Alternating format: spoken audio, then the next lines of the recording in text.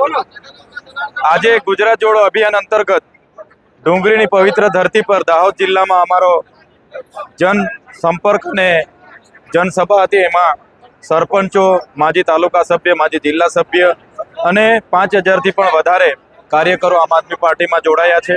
જે પ્રકારે ગુજરાતમાં ખેડૂતો સાથે અન્યાય થાય છે, કરડા પ્રથાની સામે લડનારા અમારા આગેવાનો પર જે લાઠીચાર્જ થયો છે, ખોટા કેસો થયા છે, એના માટે પણ આવનારા દિવસોમાં અમે લડવાના છે। અને ભારતીય જનતા પાર્ટીની જે નિષ્ફળ સરકાર છે એ મંત્રીમંડળ બદલે છે પણ પોતાની માનસિકતા બદલતી નથી। ત્યારે આવનારા દિવસોમાં સમગ્ર ગુજરાતમાં પરિવર્તનની લહેર ઉઠવાની છે।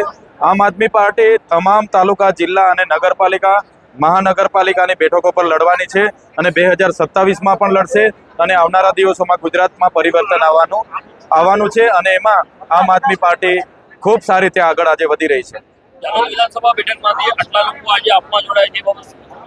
આજે આમ આદમી પાર્ટીની કામગીરીને જોઈને, માનનીય કેજરીવાલજીની કામગીરીને જોઈને ઝાલોદ વિધાનસભામાંથી 5000થી પણ વધારે કાર્યકર્તાઓ આમ આદમી પાર્ટીમાં જોડાયા છે। એમનું સહર્ષ અમે સ્વાગત કરીએ છીએ। આવનારી તાલુકા જિલ્લામાં ખૂબ મજબૂતાઈથી અમે લડીશું। દાહોદ જિલ્લા પંચાયત અને તમામ તાલુકા પંચાયત આમ આદમી પાર્ટીની બનાવીશું।